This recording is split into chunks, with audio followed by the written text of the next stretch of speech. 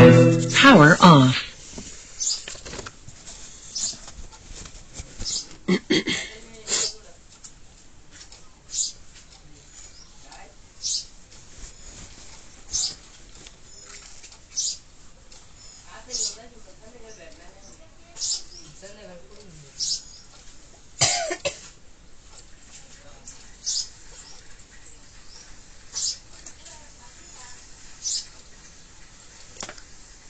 मीठे बच्चे, इस पाठशाला में आने से तुम्हें प्रत्यक्ष फल की प्राप्ति होती है। एक एक ज्ञान रत्न लाखों की मिल्कियत है जो बाप देते हैं। प्रश्न, बाबा जो नशा चढ़ाते हैं वह हल्का क्यों हो जाता है? नशा सदा चढ़ा रहे उसकी युक्ति क्या है? उत्तर है, नशा हल्का तब होता है जब बाहर जाकर कुटुंब परिवार वालों का मुख देखते हो, नष्टो मोहा नहीं बने हो। नशा सदा चढ़ा रहे उसके लिए बाप से रूह रिहान करना सीखे। बाबा, हम आपके थे, आपने हमें स्वर्ग में भेजा, हमने 21 जन्म सुख भोगा, फिर दुखी हुए। अब हम फिर से सुख का वर्षा लेने आए हैं। नष्टो मोहा बनो तो नशा चढ़ा रहे। ओम शांति। कहते हैं बाबा, आपके गले का हार बनने के लिए जीते जी हम आपका बनते हैं। आपको ही याद करने से हम आपके गले का हार बनेंगे। रुद्रमाला तो प्रसिद्ध है। बाप ने समझाया है, सब आत्माएं रुद्र की माला है। यह रूहानी झाड़ है। वह है जीनोलॉजिकल मनुष्यों का झाड़, यह है आत्माओं का झाड़। झाड़ में सेक्शन भी है। देवी देवताओं का सेक्शन, इस्लामियों का सेक्शन, बौद्धियों का सेक्शन। यह बातें और कोई समझा नहीं सकते। गीता का भगवान ही सुनाते हैं। वही जन्म मरण रहित है। उनको अजन्मा नहीं कह सकते। सिर्फ जन्म मरण में आने वाला नहीं है। उनका स्थूल या सूक्ष्म शरीर नहीं है। मंदिरों में भी शिवलिंग को ही पूजते हैं, उनको ही परमात्मा कहते हैं। देवताओं के आगे ही जाकर महिमा गाते हैं। ब्रह्मा परमात्माए नमः कभी नहीं कहेंगे। शिव को ही हमेशा परमात्मा समझते हैं। शिव परमात्मा नमः कहेंगे। तो गीता का भगवान परमपिता परमात्मा शिव, जो जन्म मरण में आने वाला नहीं है, त्याला म्हणतात की तो अजन्मा आहे। अजन्मा नाहीये, तो अवतरित होत असतो, म्हणजे तो इथे येतच नाही असं नाही। एकीकडे ते म्हणतात की अजन्मा आहे, एकीकडे त्याचे इतके अवतार दाखवलेले। बाबा कहता है कि मैं जन्म मरण में नहीं आता हूं, लेकिन मैं अजन्मा नहीं हूं, मुझे आना पड़ता है यहाँ पर। मैं अवतरित होता हूं यहाँ पर और तुम्हें सारा रहस्य समझाता हूं। तुम सब आत्माएं मेरे गले की माला हो, तुम्हें नजदीक आना है, तुम्हें बहुत दिव्यता लानी है अपने अंदर। यहाँ पर हम जो कल्प वृक्ष दिखाते हैं, बाबा म्हणतात ही मनुष्य सृष्टीचं झाड इथं आपण दाखवतो आणि वरती परमधाम मध्ये पण ते झाड आहे, जे परमधाम मध्ये आत्म्यांचे वेगवेगळे सेक्शन दाखवलेले। तो वो भी झाड़ है, उल्टा झाड़। परमात्मा बीज रूप है और उससे सारी जो आत्माओं की सृष्टि है वहां पर, और यहाँ पर मनुष्य सृष्टि है। लेकिन इस मनुष्य सृष्टि की शुरुआत भी परमात्मा आकर ही करता है, और मुख्य है ब्रह्मा बाबा और मम्मा, और उसके बाद सतयुगी आत्माएं, फिर त्रेता की आत्माएं, और फिर ये बाकी के धर्म वाले। तो बाबा हमें सारा रहस्य यहां आकर समझाता है। सिर्फ वो जन्म मरण में नहीं आता है, लेकिन यहां पर अवतरित होता है और ब्रह्मा तन में आकर, दादी के तन में आकर हमें सारा रहस्य समझा देता है।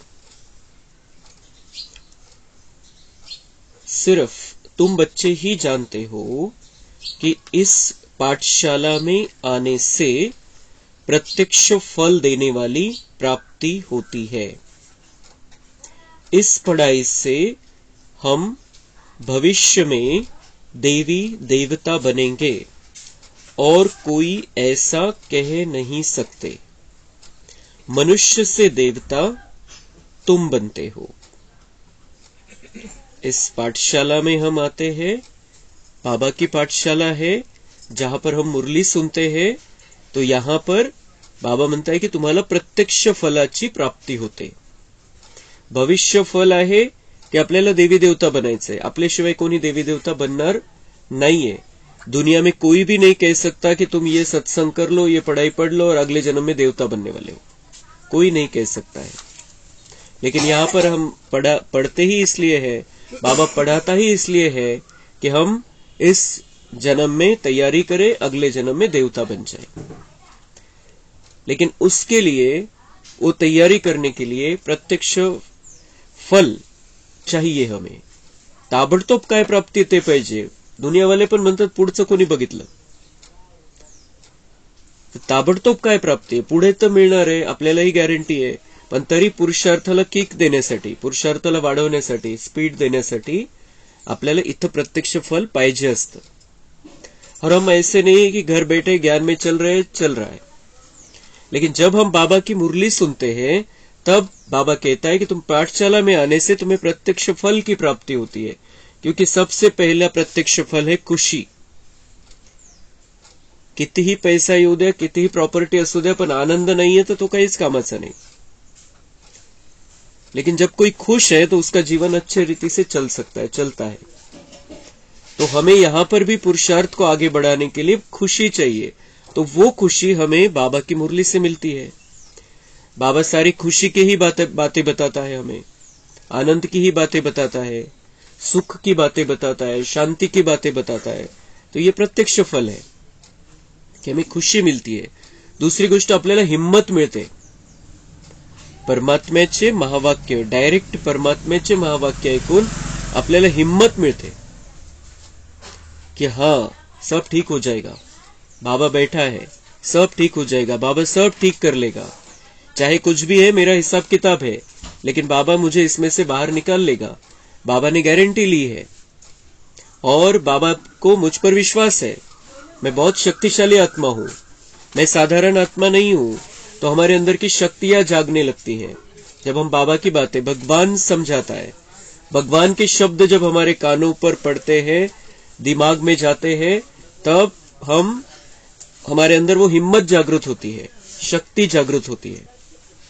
आणि तिसरी गोष्ट मिळते, आपल्याला आइडिया मिळते। इथं बाबा कुछ आइडियाज बताते हैं हमें, काही युक्तियां सांगतो, ऐसा कर लो, वैसा कर लो, ऐसा करने से ये होगा, वैसा करने से वो होगा, किस परिस्थिति में क्या सोचना है, कोई भी संकट आ जाए उसमें क्या सोचना है, कोई प्रॉब्लम सामने उसमें क्या सोचना है। बाबा अलग अलग आइडिया देता है हमें। तो ये प्रत्यक्ष फल है संगम युग का। भविष्य में देवता बनने वाले हैं, भविष्य में राज करेंगे, लेकिन यहां पर उसके लिए पुरुषार्थ करना है, और पुरुषार्थ के लिए हमें कुछ तुरंत वाली प्राप्ति चाहिए। तो वो तुरंत प्राप्ति हम ज्ञान में चल रहे उससे नहीं होगी, मुरली से होती है। इसलिए बाबा कहते हैं इस पाठशाला में आने से प्रत्यक्ष फल मिलता है, और वो है खुशी, शक्ति, हिम्मत और युक्तियां। कैसे चलना है, क्या करना है, क्या बोलना है, क्या सोचना है, क्या भावना रखनी है, ये सब युक्तियां बाबा देता है। और वो जब हम सब साथ में बैठकर सुनते तब हमारे अंदर जाती है, चलता है उस पर मंथन। इसलिए बाबा कहते हैं पाठशाला में आने से प्रत्यक्ष फल मिलता है। ऐसे तो हम करेंगे, पुरुषार्थ हमने बाबा को समझा है तो हमारा पुरुषार्थ चलता है, लेकिन वो स्पीड नहीं रहती है। और अभी स्पीड का काम है क्योंकि समय बहुत कम बचा है। देवताओं में प्रसिद्ध है लक्ष्मी नारायण, इसलिए सत्यनारायण की कथा कहते हैं। सगळ्यात प्रसिद्ध देवता कोण? लक्ष्मी नारायण. आणि म्हणून त्यांनी सत्यनारायणची कथा बनवली आणि महत्व दिलं त्याला. हे सत्यनारायण करणं आहे, ती पूजा करायची आहे.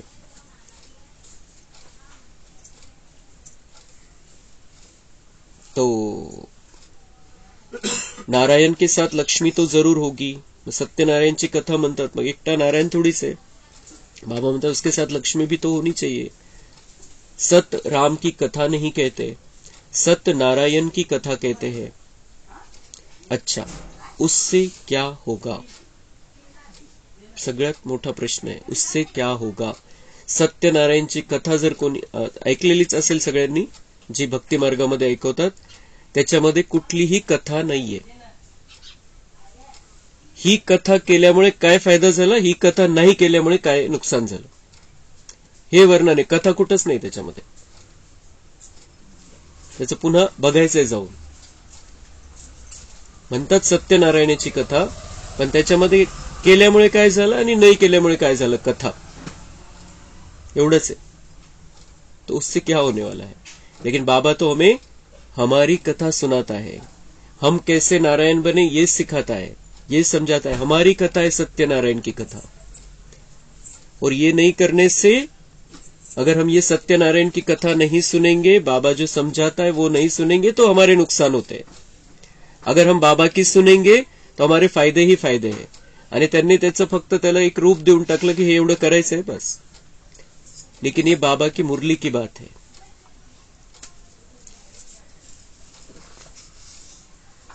तो उससे क्या होगा? नर से नारायण बनेंगे. बैरिस्टर द्वारा बैरिस्टर की कथा सुन बैरिस्टर बनेंगे. यहां तुम आते ही हो भविष्य 21 जन्मों की प्राप्ति के लिए. यहां हम क्यों आते हैं, बाबा के पास क्यों आते हैं, बाबा की मुरली क्यों सुनते हैं? 21 जन्मों की प्राप्ति करनी है हमें, भविष्य 21 जन्मों की. भविष्य 21 जन्मों की प्राप्ति भी तब होती है जब संगम युग होता है. संगम युग, और संगम युग में हमारा जितना है उतना समय, और उतना पूरा समय हमें प्राप्ति के लिए मिला है. 100 साल का संगम युग है, लेकिन हमें उसमें से कितना मिला है, और उसमें पूरी प्राप्ति कर लेनी है. तुम जानते हो हम आए हैं बाप से सतयुगी राजधानी का वर्षा लेने, लेकिन पहले तो यह पक्का निश्चय चाहिए कि शिव बाबा हमारा बाबा है. निश्चय तो हमको है, लेकिन वो दिल से संबंध जे एकदम मनाचं बिल्कुल नातं जुडलेलं आहे कंप्लीट, कि हाँ बस बाबा है, बाबा का हमको महत्व है, बाबा को ने समझा है, बाबा सबसे बड़ा है, बाबा से बड़ा कोई भी नहीं है, ही माहितीच्या लेवलवरती नाही. तो ये निश्चय बुद्धि में चाहिए, शिव बाबा हमारा बाबा है, मैं उसका बच्चा हूं. ये पक्का निश्चय चाहिए कि वो हमारा बाबा है, मेरा और उसका बहुत गहराई का नाता है. इस ब्रह्मा का भी वह बाबा है. तो बीके का दादा हुआ. मग एका अर्थाने कोणतं नातं त्याचं आपल्याशी, आपलं त्याच्याशी, हमारा वो दादा है, आजोबा पण आहे, कारण तो आपण ब्रह्माचे बच्चे संगमयुगावरती, आणि तो ब्रह्माचा पण बाप है. तो उस हिसाब से वो हमारा दादा भी है, बाबा भी है, दादा भी है. हर संबंध का आनंद लेना है. यह बाप कहते हैं यह मेरी प्रॉपर्टी नहीं है, दादा की प्रॉपर्टी तुमको मिलती है. ब्रह्मा बाबा काय म्हणतात, माझं काही नाहीये, माझ्याकडून काही भेटणार नाही तुम्हाला, हे दादाच आहे, आजोबांची प्रॉपर्टी तुम्हाला मिळणार आहे. शिव बाबा के पास ज्ञान रत्नों का धन है, और हमारे शिव बाबा के पास क्या है? ज्ञान रत्नों की प्रॉपर्टी है. एक एक रत्न लाखों की मिल्कियत है. इसकी कीमत इतनी भारी है जो 21 जन्म के लिए राज्य भाग्य कोई के स्वप्न में भी नहीं होगा. किती मोठी प्राप्ती आहे. एक एक रत्न, ज्ञानाचा एक एक पॉइंट किंमत नाही लावू शकत, पण किंमत लावली एक पॉइंटची किंमत लाखो रुपये. म्हणजे पुढची जी प्राप्ती होणार आहे आपल्याला त्या हिशोबाने आपण हे ऐकतोय, त्याच्यामुळे परिवर्तन होणार आहे आपल्यामध्ये आणि आपलं भविष्य बनतंय. आणि भविष्यामध्ये आपण मग काय काय प्राप्त होणार आहे आपल्याला तिथं. सोन्याच्या महलमध्ये राहू, इतका मोठा महल राहील, इतके पुष्पक विमानं राहतील आणि एका तालुक्या इतके एका जिल्ह्या इतकी जमीन आपल्याकडे राहील. तर आजच्या हिशोबाने जर त्याची किंमत लावली तर किती किंमत होईल त्याची आपल्याकडे जे असणार आहे. आणि कशामुळे मिळणार आहे ते आपल्याला, क्योंकि हमने बाबा की बातों को समझा. म्हणजेच मग या ज्ञानाच्या पॉइंटची ती किंमत लावता येईल आपल्याला, कि एक एक पॉइंट की कीमत लाखों रुपए थी, मैंने वो धारण किया और इसलिए मुझे इतनी प्रॉपर्टी मिलने वाली, इतना मैं बड़ा बनने वाला हूं, इतना साहूकार बनने वाला हूं, इतने एरिया पर मेरा राज होगा. किस आधार से? ज्ञान के पॉइंट के आधार से. पहले मैंने सुना, उसको समझा और उसको अंदर लिया. बस यही करना है. इस प्रोसेस है फक्त तिथल्या प्राप्तीसाठी. आणि म्हणून बाबा म्हणते ये लाखों की मिल्कियत है, लाखों की प्रॉपर्टी है, एक एक रत्न, एक एक पॉइंट. इतकं महत्व आपल्याला द्यायचं आहे मुरलीच्या पॉइंट्सला. हे स्वप्नात सुद्धा नव्हतं कोणाच्याही कि 21 जन्म राज्य भाग्य प्राप्त होऊ शकतं. और आधार क्या है उसका? हम बाबा के बनते हैं, हम मुरली सुनते हैं.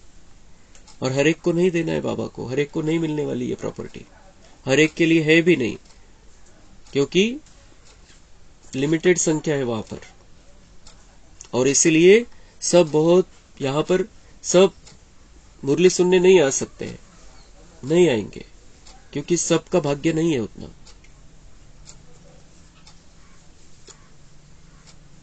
लक्ष्मी नारायण आदि की पूजा तो भल करते आए हैं, परंतु यह किसको पता नहीं है कि इन्होंने यह पद कैसे पाया. सतयुग की आयु लाखों वर्ष कह दी है, इसलिए कुछ समझ नहीं सकते. अभी तुम जानते हो उन्हों को राज्य किए 5000 वर्ष हुए, फिर 1 संवत से शुरू हुई कहानी कही जाती है. लॉन्ग लॉन्ग एगो इस भारत में ही लक्ष्मी नारायण का राज्य था. भारत को बहिष्ट यानी स्वर्ग कहा जाता है. यह किसकी बुद्धि में नहीं है. अभी तुम बच्चे जानते हो कल्प की आयु ही 5000 वर्ष है. इन शास्त्रों में जो लिखा है यह सब भी ड्रामा में नूंद है. कल्प की आयु 5000 वर्ष है, भगवान ने आके सत्य बता दिया, लेकिन भगवान कहता है शास्त्रों में लिखा है, ड्रामा में नूंद है. काही नावं ठेवू नका कोणाला. मैं सच बताने वाला हूं, मैं और सच बताऊंगा. त्यांना लिहू द्या काय लिहायचे ते, मी 5000 वर्षानंतर येऊन सगळ्या गोष्टी क्लिअर करेल. ड्रामा में नूंद है म्हणून कोणालाही नाव ठेवायचं नाही. त्यांनी काय लिहिलं, यांनी काय केलं, बाबा म्हणतात ड्रामा है. सत्य क्या है? इन्हें सुनने से परिणाम कुछ भी नहीं निकला. इन्हें सुनने से परिणाम कुछ भी नहीं निकला. म्हणजे जो चांगला परिणाम नाही निघाला. आजचा जर विचार केला आपण, वेळ त्या वेळेनुसार आवश्यक होतं, त्याची महिमा बाबा पण करतात. पण आज जर आपण विचार केला, शेवटी रिझल्ट काय झाला, शेवटी हा कलियुग कोणत्या अवस्थेमध्ये पोहोचला. इतके शास्त्र, इतकी पूजा, इतके मंदिर, इतके मूर्तिया, इतक्या तीर्थयात्रा, हे सगळं चाललेलं आहे, सगळं होत आहे, सगळं वाढत गेलेलं आहे. आज परिणाम काय त्याचा? तो परिणाम के हिसाब से अगर सोचे तो बाबा म्हणताय इसका परिणाम कुछ भी नहीं निकला. कुछ भी नहीं म्हणजे जे त्यांना पाहिजे होतं कि हाँ बहुत अच्छा हो जाएगा, सबको सुख मिलेगा, सबको शांति मिलेगी, सब अच्छे बन जाएंगे, त्याचा आज बघतोय आपण काय झालेलं आहे. क्योंकि मन की बातें थी, भगवान की बातें नहीं थी उसमें.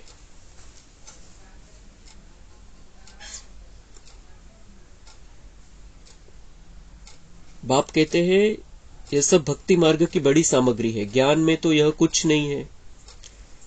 ज्ञान में तो ये ऊपर ऊपर की बातें कुछ भी नहीं है, ये अंदर की बात है. चुप रहना है, बाप को याद करना है. ऐसी बहुत बच्चियां हैं जिन्होंने कभी देखा भी नहीं. लिखती है, बाबा आप हमको पहचानते नहीं हो, लेकिन मैं अच्छी रीति जानती हूं. कोणी बंधन मध्ये है, बाबा मिलनला जाऊ शकत नाही, पण त्यांच्या मनाच्या भावना बाबांपर्यंत पोहोचतात. तर त्याची पावती बाबा मुरलीमधून देत असतो. आप वही बाबा हो हम आपसे वर्षा लेकर ही छोड़ेंगे। घर बैठे भी बहुतों को साक्षात्कार होते हैं, बल साक्षात्कार न भी हो तो भी लिखती रहती है, याद में एकदम लवलीन हो जाती है। बाप ही सदगति दाता है, उनको कितना प्यार करना चाहिए। माँ बाप से बच्चे एकदम लिपट जाते हैं, क्योंकि माँ बाप बच्चों को सुख देते हैं। तो बाबा भी हमारा माता पिता है, उससे हमें कितना प्यार करना चाहिए। 21 जन्मों का सुख लेकर आया है, 5000 साल की रिकॉर्डिंग करने के लिए हमारे हाथ में पेन दे दिया है, जितना लिखना है उतना लिख लो। तो कितना प्यार करना चाहिए उससे।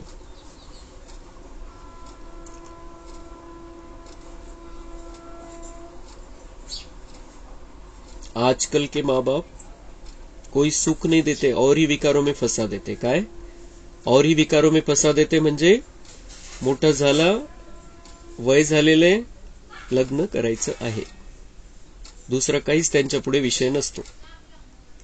तो बाबा कह रहा है कि वो तो आज के हिसाब से, बाबा ने तो संसार रचून दिला, पण आता अंतिम समय आलेला है, त्या हिशोबाने बाबा म्हणता है अभी ये जो विस्तार में जाते हैं वो संसार में कोई सुख नहीं है, लेकिन वो जो सेटिंग हुई है कि हाँ वय झालेले आता लग्न करायचंच है, तो वो उस हिसाब से वो करा देते। लेकिन ये क्या हुआ, विकारों में फंसा दिया, कारण तो विस्तार खूप मोठा आहे मग विकारांचा।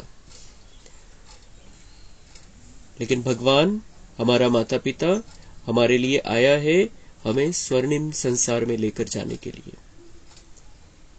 बाप कहते हैं पास्ट इज पास्ट, अब तुमको शिक्षा मिलती है बच्चे, काम कटारी की बातें छोड़ पवित्र बनो, क्योंकि अभी तुम्हें कृष्णपुरी में चलना है। श्री कृष्ण का राज्य है ही सतयुग में। मनुष्यों ने श्री कृष्ण को द्वापर में दिखा दिया है, ऐसे थोड़ी ही सतयुग का प्रिंस द्वापर में आकर गीता सुनाएंगे। उनको तो श्री नारायण बन सतयुग में राज्य करना है। सतयुग का प्रिंस आहे श्री कृष्ण, बाबा म्हणतात तो राजकुमार सतयुगाचा, त्याला नारायण बनून तिथे राज्य करायचे, द्वापर मध्ये येऊन कोणती गीता ऐकवेल? आणि त्याचा काय परिणाम झाला? कलियुग आलं, जर त्यांनी तशा हिशोबाने जर विचार केला तो भगवान श्री कृष्ण के द्वारा हमें गीता सुनाता है मुरली रूपी। भगवान उवाच, इस समय सभी मनुष्य मात्र आसुरी स्वभाव वाले हैं, उनको दैवी स्वभाव वाला बनाने गीता का भगवान आते हैं। सबके आसुरी स्वभाव बन गए म्हणजे विकारांचा प्रभाव आहे, तर पुन्हा देवतांसारखं बनवण्यासाठी परमेश्वराला स्वतःला यावं लागतं।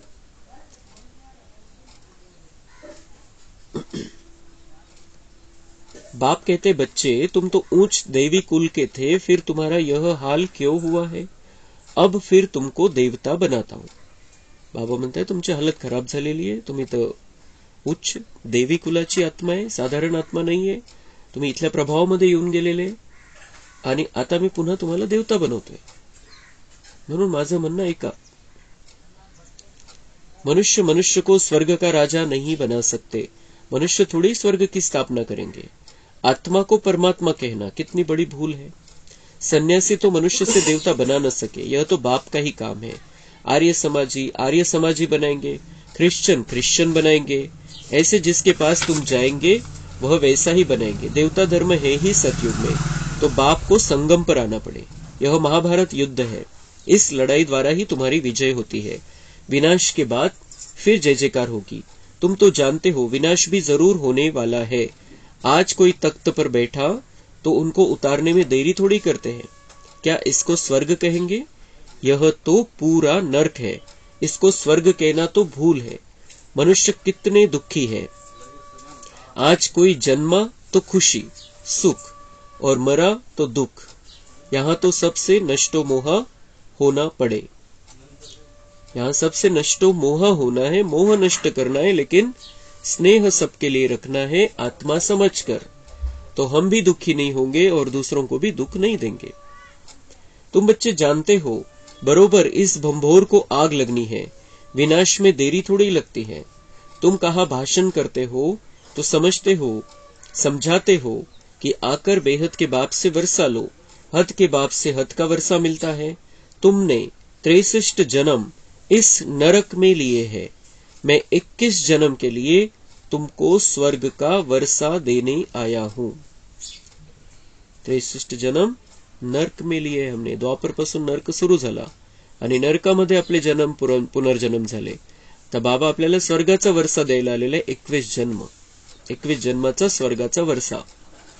वो जो है वो वर्षा जो है द्वापर के बाद का रावण का वर्षा है, क्योंकि हम विकारों में आ गए, विकारी कर्म हुए, उस अनुसार हमारे जन्म होते गए. तो वो वर्षा रावण का है.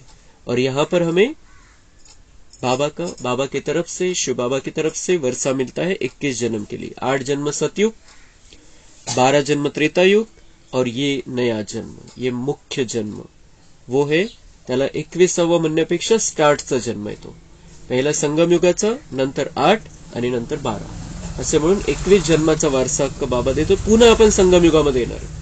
पुढच्या कल्पामध्ये पुन्हा संगम युगामध्ये आपण येणार आहे. तर तो पहिला जन्म फिक्स होणं महत्वाचं आहे. मग बाकीचे पुढचे 20 जन्म फिक्स होतात. आत्मा कहती है, मैं अभी परमपिता परमात्मा द्वारा पावन बन रही हूं, फिर पावन बन राज्य करेंगे. तुमने अनेक बार वर्षा लिया और गवाया है.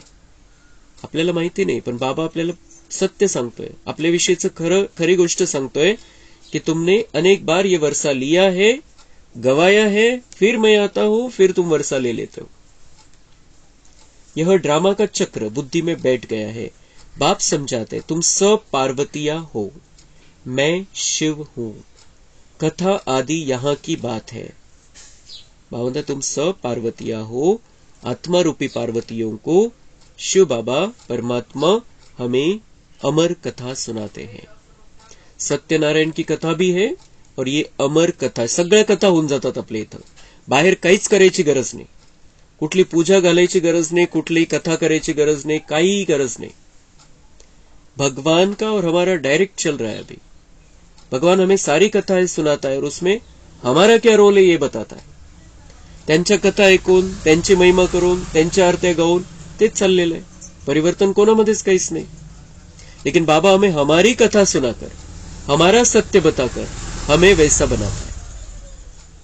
तो हम बाबा की पार्वतियां हैं, बाबा से अमर कथा सुन रहे हैं और हमें अमर दुनिया में जाना है. तो अमर कथा तुमको सुनाते, अमरपुरी का मालिक बनाने. वह है अमर लोक, वहां तो सुख ही सुख है. मृत्यु लोक में आदि मध्य अंत दुख है. कितना अच्छी रीति समझाते हैं. जिन्होंने कल्प पहले बाप से वर्षा लिया था, उन्हों का ही अब पुरुषार्थ चलता है. बाबांना ही ड्रामा माहिती है. बाबा म्हणता है पुरुषार्थ उतना ही करेंगे जितना वर्षा लिया था. लेकिन हमें हमारे ऊपर गारंटी होनी चाहिए कि मैंने बहुत पुरुषार्थ किया था और बहुत वर्षा लिया था. शेवटी ड्रामा आहे, पण पुरुषार्थ आपल्या हातामध्ये. पुढचा संकल्प काय करायचा, पुढचं पाऊल काय उचलायचं, कोणी रोखलं थोडीच आपल्याला. खिवैया तो सबका एक बाप ही है. कहावत भी है, नैया मेरी पार लगाओ. ड्रामा की भावी ऐसी बनी हुई है. सब उस पुरानी दुनिया तरफ जा रहे हैं. यहां है थोड़े, वो सब उस पुरानी दुनिया तरफ जा रहे हैं. बाबा के बच्चे थोड़े हैं, बाकी दुनिया सारी पुरानी दुनिया में फंसी हुई है और हम नई दुनिया के लिए पुरुषार्थ कर रहे हैं. थोड़े बच्चे हैं हम. तुम कितने थोड़े हो, भल पिछाड़ी में बहुत होंगे, तो भी रात दिन का फरक है. भावदा शेवटी खूप येणार आहे इथं संख्या, पण तरी सुद्धा खूप मोठा फरक है. किती येणार येऊन येऊन इथं 800 कोटी है सगळे मिळून. यहाँ पे आने वाले कितने हैं? फाइनल संख्या 33 कोटी है, तिकडे 800 कोटी है. तो बाबा म्हणता है बहुत बड़ा फर्क है, भाग्य बहुत थोड़ों का है. वह सारी रावण संप्रदाय है. बाप नशा तो बहुत चढ़ाते हैं, फिर बाहर कुटुंब परिवार का मुंह देखा तो नशा हल्का हो जाता है. ऐसा होना नहीं चाहिए. बाबा म्हणते यहाँ पर तो नशा चढ़ जाता है. बाबा इतनी अच्छी बातें सुनाता है हमारे बारे में, हम हमारी कथा सुन रहे हैं, हमारे बारे में सत्य बातें बताता है और इसलिए हमको नशा चढ़ता है. आतमध्ये खुशी होते, हिम्मत येते, सगळं वाटतं असं करू आपण, असं करू, असं करू. लेकिन क्या होता है, कुटुंब परिवार में जाने से, उनका मुंह देखने से नशा हल्का, ये मेरे ये तिथे त्या हिशोबानेच मग बस तोच रोल बुद्धीमध्ये राहतो. अब मुझे क्या करना है इनके लिए, वही रोल बुद्धि में रहता है. लेकिन उनके लिए भी हम अच्छा कब कर सकेंगे, जब हम बाबा के बच्चे बनकर रह रहे हैं. अगर हम डायरेक्ट रिश्ता रखेंगे, डायरेक्ट रिश्ते के हिसाब से सोचेंगे, उनका मुख देखना, मतलब बाबा क्या कह रहे हैं कि वो रिश्ता उसके साथ मेरा क्या है, मेरा उसके साथ क्या है, और अब मुझे इसके लिए क्या करूं और क्या नहीं करूं, क्या क्या करू मैं इसके लिए. तर त्याच्यामुळे मोह येतो, त्याच्यामुळे पूर्ण ताकदीने काही करू शकत नाही. चाललेलं आहे, करायचंय, मजबुरी आहे आणि मोह पण आहे. लेकिन बाबा ये समझाता है कि तुम्हें सबके लिए सब कुछ करना है, सोडायचं काहीच नाही, करायचं सगळं आहे, लेकिन उस तरीके से नहीं जिस तरीके से कलयुग वाले भी करते हैं. हम तो संगमयुगी आत्मा है, कलयुग वाले पण करतात, त्यांचं त्यांचं कर्तव्य पार पडतात ते. हम तो संगमयुगी आत्मा है, हम स्पेशल आत्माएं हैं. हम बाबा का बच्चा बनकर उनके लिए कुछ करें, सब कुछ करें, कुछ नहीं सब कुछ करें, लेकिन बाबा का बच्चा बनकर बाबा के वाइब्रेशन में हम रहे, उनको भी बाबा के वाइब्रेशन दे, तो हमारे अंदर ताकत भी रहेगी, कम समय में ज्यादा काम भी होगा, जो भी करना है हमें. और नशा भी रहेगा, नशा उतरना नहीं चाहिए. बाबा म्हणता है सगळं करा, करायची मनाई काहीच नाहीये. मी तुम्हाला जंगलात जाऊ बसा म्हणतच नाहीये, किंवा रूम मध्ये बंद करून घ्या स्वतःला म्हणतच नाही. सगळं करा, पण ते करायचं कसं आहे? मोह नष्ट करा, मोह नष्ट करा, ईश्वरीय प्रेमामध्ये राहा, ईश्वरीय प्रेम सगळ्यांना द्या. तो नशा हल्का नहीं होना चाहिए. आत्माओं को कहा जाता है तुम बाप से रूरियान करो, बाबा हम आपके थे, आपने स्वर्ग में भेजा था, 21 जन्म राज्य किया, फिर 63 जन्म दुख पाया. बाबा म्हणते मेरे से बात करते रहो, तो नशा हल्का नहीं होगा. क्या बात करो? अपनी कहानी बाबा को सुनाओ, तो हमें पक्की हो जाएगी. बाबा ने हमें सुनाई, हम बाबा को रिपीट करके सुनाए कि बाबा हम आपके थे, हम आपके थे, परमधाम में मैं आत्मा आपकी ही थी, फिर आपने स्वर्ग में भेजा था, खाली आले मी, 21 जन्म राज्य केलं मी, 21 जन्म 23 आणि हा 21 जन्म राज्य केलं, 63 जन्म दुःख प्राप्त झालं मला. क्यों? क्योंकि आपने जो संस्कार बना कर दिए थे, उस संस्कार से मैंने किनारा करना शुरू किया. अब नहीं, अब मैं फिर से आपके बताए हुए रास्ते पर चल रही हूं, चलना चाहती हूं, चलना है. अब हम आपसे वर्षा लेकर ही छोड़ेंगे, अब हम आपसे वर्षा लेकर ही छोड़ेंगे. बाबांना सांगू तो आपलं पक्क होईल की हमें वर्षा लेना है.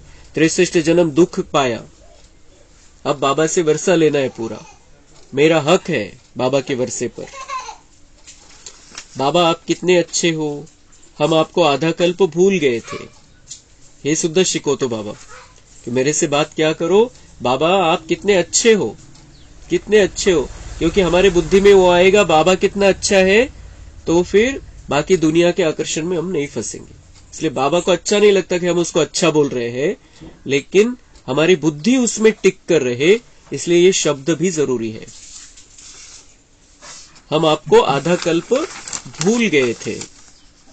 बाबा कहते यह तो अनादि बना बनाया ड्रामा है, मेरी भी यह ड्यूटी है. बाबा म्हणते भूल गए थे, ठीक है, तुम्ही ऐकवलं मला, तुम्हाला वर्षा घ्यायचंय, ठीक है, तुम भूल गए थे, विकारों में आ गए, दुखी हुए, बना बनाया ड्रामा है. मेरी भी यह ड्यूटी है, मैं कल्प कल्प आकर तुम बच्चों को माया से लिबरेट कर ब्राह्मण बनाकर सृष्टी के आदि मध्य अंत का राज सुनाता हूं.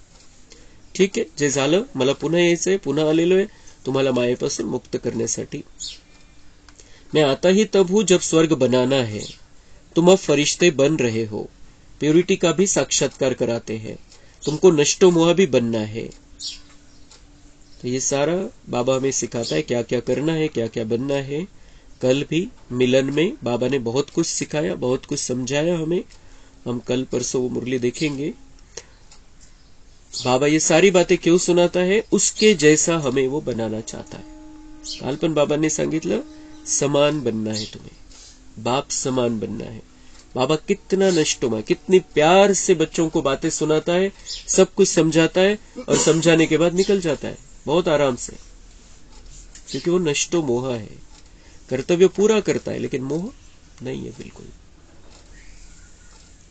बाबा को अगर कोई कहते हैं बाबा हम सेवा पर जाए, तो बाबा कहेंगे अगर तुम नष्टो मोह हो तो मालिक हो, जहां चाहे जाओ, मूंझते क्यों हो, मालिक हो, अंधों को राह बतानी है.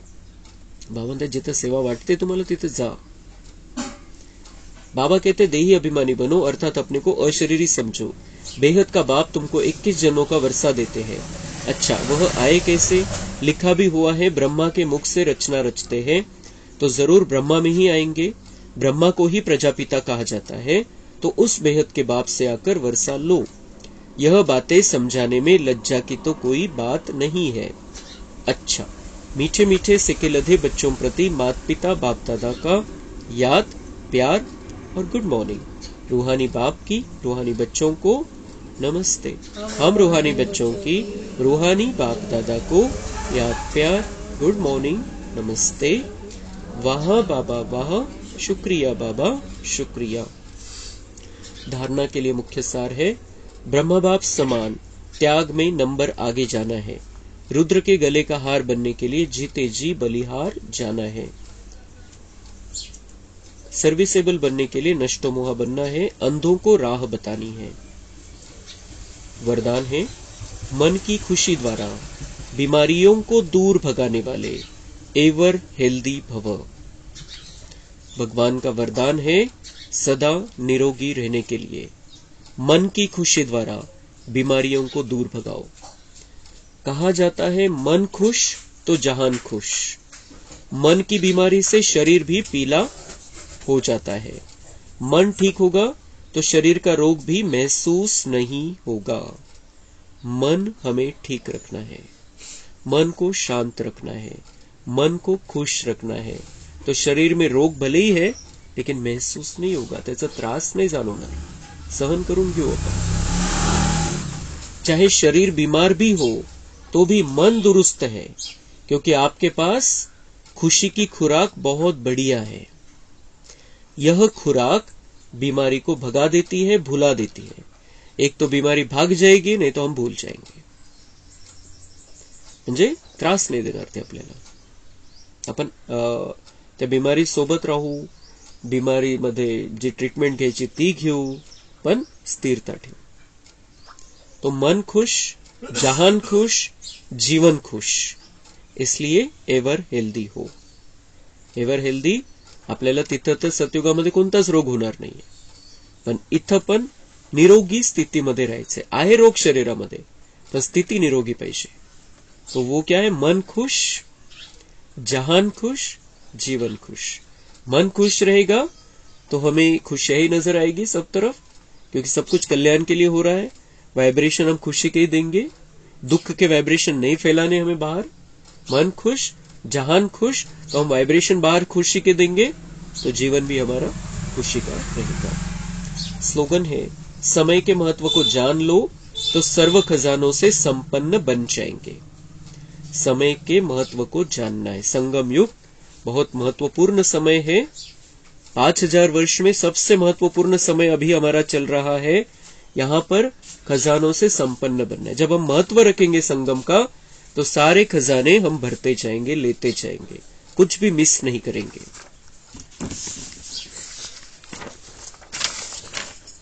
मधुबनचं पत्र है.